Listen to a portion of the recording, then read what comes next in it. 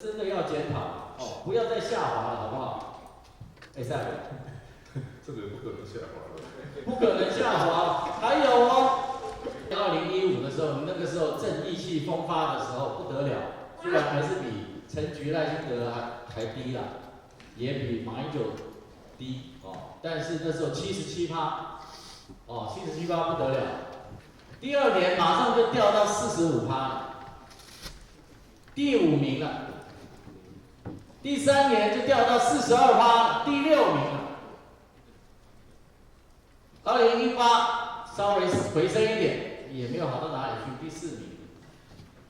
再来2019又下来了，拢无第一，你拄我讲嘛，讲爱第一，无第一就爱列管，爱检讨，啊你家己讲检讨。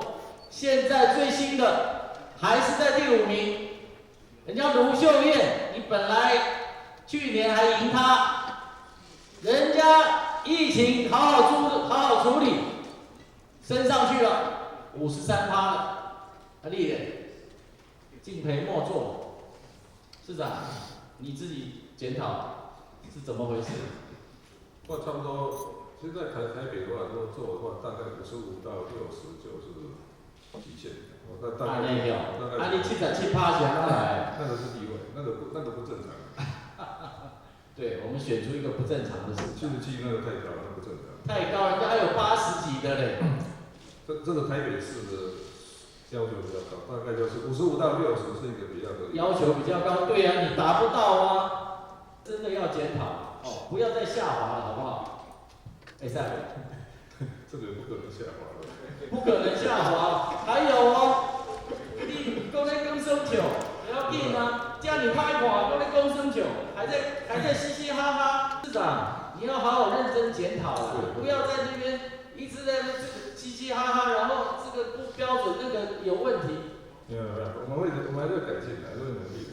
同样的，这个韩市长，高雄的韩市长，哦，也是身为市长，他现在呢也要接受这个民众的考验，民意的考验。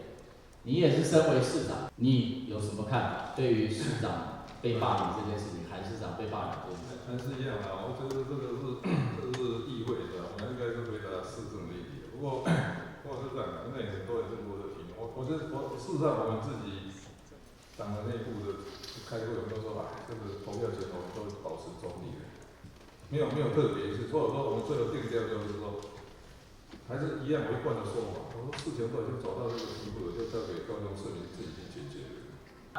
对于64这个事情呢，这件事情呢，你怎么解释，怎么诠释？它就是一个民主自由在过程当中，争取民主自由过程当中发生的，对吧？近代史的悲剧。好，OK， 这是你的看法哈。那我们还是表达说，两岸之间还是要交流了。你没有交流，完全没有善意，没有善意，就更没有交流。那大家，而且特别是在目前局势这么僵硬的状态下，我的态度是这样的，至少维持。而且他已经举办10几年了，你现在说他停，我说那不是更后退吗？所以至少我们过去的规模什么都维持住了。